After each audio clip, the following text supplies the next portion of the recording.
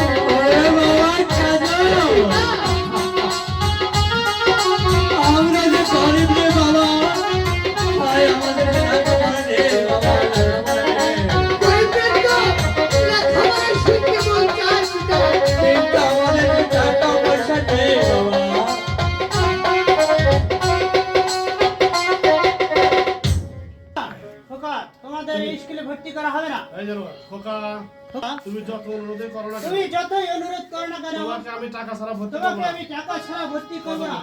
বাবা কাজল, বাবা কাজল, আমরা গরিব, আমরা যে গরিব, তাই টাকা পয়সা দিতে পারবো না বলে তাই টাকা পয়সা দিতে পারবো না বলে মাস্টার তোকে স্কুলে ভর্তি করবে না। মাস্টার যে তোকে স্কুলে ভর্তি করবে না রে বাবা।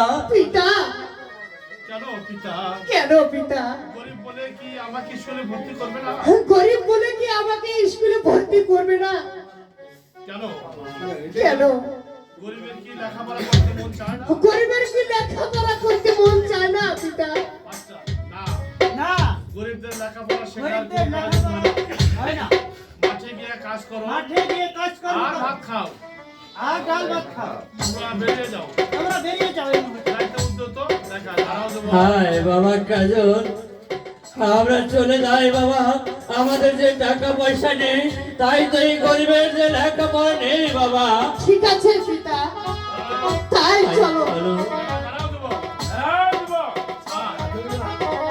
দাঁড়াও দেবো, দাঁড়াও দেবো। এই ছেলেটিকে আপনি তাড়িয়ে দেবেন না। এই ছেলেটিকে আপনি তাড়িয়ে দিবেন না। এই ছেলেটিকে আপনার স্কুলে ভর্তি করে নিন স্যার। গরিব বলে কি সেও তো মানুষ, গরিব হলে সেও তো মানুষ। তার মন চায় তার মন চায় লেখাপড়া শিখতে। লেখাপড়া শিখতে। আচ্ছা, তুমি বুঝবে না রেখা, তুমি বুঝবে না রেখা, বুঝবে না রেখা, গরিবদের লেখাপড়া হয় না। গরিবদের কোনো লেখাপড়া হয় না। কারণ রীতিমতো বেতন, কারণ রীতিমতো বেতন, বইয়ের খরচ জোগাতে পারে বইয়ের না। খরচ তারা জোগাতে পারবে না। ছেলেটির বেতন আমি দেবো।